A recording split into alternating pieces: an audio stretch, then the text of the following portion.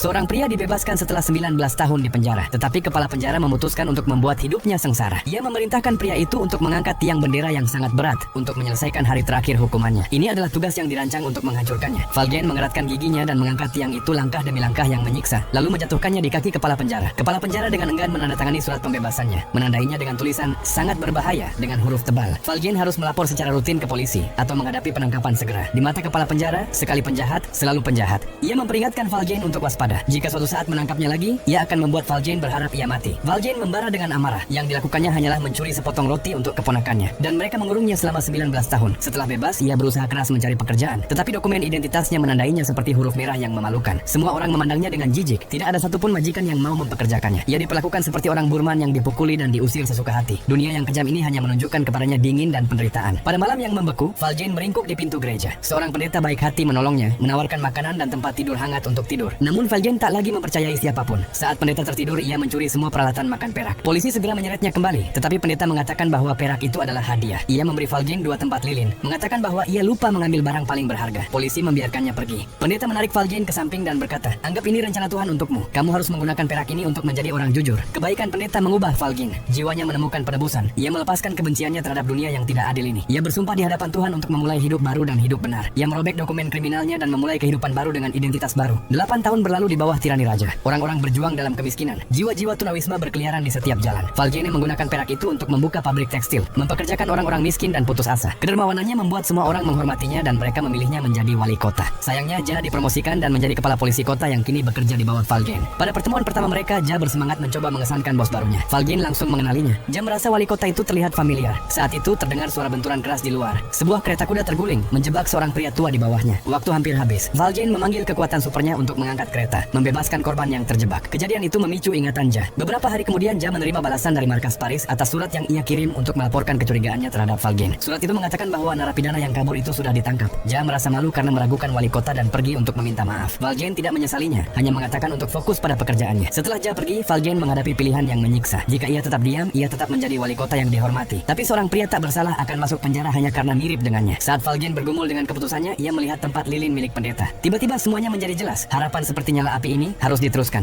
Jika ia tidak berbicara, harapan itu akhirnya akan padam. Tanpa ragu, Valjean bergegas ke pengadilan. Ia mengaku semuanya di hadapan hakim, membuktikan bahwa pria lain itu tidak bersalah.